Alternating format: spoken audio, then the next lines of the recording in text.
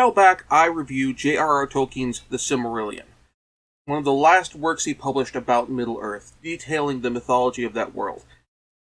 And I mean that in a very real sense. This time, I'm going back to the book that started it all, The Hobbit. I'll be talking about the book itself and bring up a few comparisons to the films, as there's a very real possibility that when you saw the films or seeing the films might inspire you to read the books. Or might have inspired you to read the books. Tenses are weird when you're talking about video on the internet. Almost like time traveling. The thing you'll notice first off about The Hobbit as a book is that this is a book written to be read aloud to a kid. Reading this, well, it reminds me a ton of The Princess Bride in terms of how the narration from the grandfather, as played by Peter Falk, worked, though with less kid talking back to dad, to grandpa. The narrative voice is so intrinsic to the very fiber of the story that had the film adaptations completely dumped the framing sequence at the beginning of Bilbo writing there and back again, and instead Jackson or Del Toro had lifted the framing of The Princess Bride with somebody reading the book to their kid, it would have worked just fine. Now, in case you haven't read the book or seen the movies, the basic story is that Bilbo Baggins is a hobbit in Hobbiton. They are a very laid-back, chill society, and he is half recruited, half persuaded under protest by Gandalf the Grey into joining a company of dwarves, led by Thorin Oakenshield, on their quest to travel to the former home of Thorin's people in the Lonely Mountain. The dwarven city there had been attacked by the dragon Smaug, who killed most of the dwarves and scattered the ones he didn't kill to the four winds. He also razed the nearby human city of Dale. The goal of Thorin's quest is to slay Smaug and reclaim the treasure of the Lonely Mountain for his people, if it can be made habitable at all. If not, they have to grab as much of the treasure as possible and to use that to build a new home elsewhere. But first, they need to get to the Lonely Mountain. The first portion of the trip, from Hobbiton to Rivendell, has the party run into a bunch of trolls, where the protagonists basically manage to get themselves hopelessly captured, until Gandalf, being a wizard, is able to come to the rescue. This bit leads into one of the book's fundamental issues, that of characterization. There are 13 dwarves in Thorin's company, and with the exception of Thorin the leader, who is written as regal, sometimes to a fault, and Bombur, who is a walking fat joke even in the book, the other dwarves don't really have much of note about them. They have occasional character traits, but they're not really characters. If you are coming to this book, having seen the film, and expecting the heartfelt moments of character development like Bilbo talking about whether he belongs with Balin or Dori, don't expect that. Consequently, the number of dwarves, 13, and their very similar sounding names, are basically played for a joke. Something that sounds amusing, especially to a small child, if read out loud, particularly through the act of repetition. Bilbo on his own doesn't really develop any real agency until he is separated from the rest of the company during their escape from the Goblin King and on the way to Mirkwood and the Misty Lonely Mountain. This is in the Misty Mountains. And during this, Bilbo runs into Gollum. Prior to this point, Bilbo's role has been as observer. And while he has been a participant in events, he's been a relatively passive one. He's there. He has to run from the peril because he doesn't want to die. But he's not actively trying to drive the narrative or pushing the narrative in any real direction.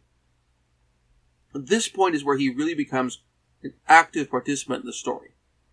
From there, until the company reaches the Lonely Mountain, after Gandalf leaves the party at the edge of the forest of Mirkwood, Bilbo basically takes Gandalf's role of designated rescuer, saving the dwarves from the giant spiders in Mirkwood that try to eat them, coordinating their escape from the kingdom of the Wood Elves when they capture them because, hey, strange dwarves traveling through our territory, what's up? And this is combined with his role as the closest thing the book has to a neutral observer.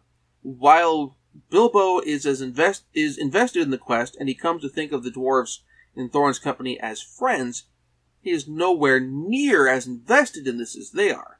and thus he can voice some of the audience's reactions to the characters around them and their actions over the course of the book. And then there's the matter of the Arkenstone. In the book, when Smaug is dead, the matter of the Arkenstone ends up coming more or less out of nowhere and taking control of the story. Now, the implication is that Thorin's desire for the Arkenstone, combined with dragon fever, is what fuels Thorin's greed over the Horde, and his decision not to pay out any money to the people of Lake Town for their support, and to pay for rebuilding their town after Smaug wrecked the place. The problem is, the Arkenstone never really came up very much in the book before this as having any real importance, so this comes almost out of nowhere. By comparison, in the film, the Arkenstone is set up as having very real importance from the beginning. It shows the divine right of the dwarf who holds it of being their king under the mountain. And thus, if Thorin can steal the Arkenstone, he can unify the dwarven clans and launch an attack against the Lonely Mountain to kill Smaug that way if they can't get him any other way. And even after Smaug's death, it's a symbol of Thorin's authority, and thus not having the Arkenstone says something about Thorin that he does not have the right to rule. And while the films certainly have Thorin afflicted by dragon fever and play it like the lust after the One Ring that Frodo goes through in the Lord of the Rings trilogy, the stone and its importance is set up in advance. It doesn't come out of nowhere. Does this mean the films are better than the books? No. What they are is different. The Hobbit was Tolkien's first major work of published fiction, and you can kind of tell. The Lord of the Rings, the book's characters are much more vivid and fleshed out, through a few techniques which would be a topic for another video. In The Hobbit, though, a lot of characters tend to blur together. While some of the supporting cast has great moments, like when Bard kills Smaug, they don't have great character moments. I can't tell you anything about Oin's personality, or how he felt about a particular thing, outside of instances where the company as a whole was described with a particular emotion. With the film, each character is played by an actor, and unless they are specifically directed otherwise, they're going to emote. Even an animator is going to put an emotion to the character's face based on what they feel the character is going through in that particular cut. And this is even in scenes where these characters have no dialogue, and thus the actors once again can't emote with their voice. That said, Tolkien's original story is absolutely enjoyable to read and enjoyable to have read to you, and indeed, this is one of those stories which gains something in the presentation when listened to as an audiobook. Now, I'll get to The Lord of the Rings in a future episode, and I'll probably cover the trilogy all in one shot, but that's a topic for another time.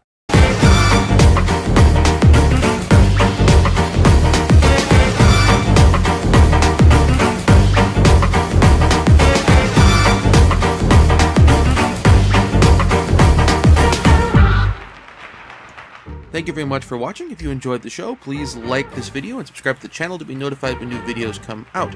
If there's something particular you'd like to see me cover, or just want to get your name in the credits or otherwise help the show, please support my Patreon. Once again, thank you very much for watching, and see you next time.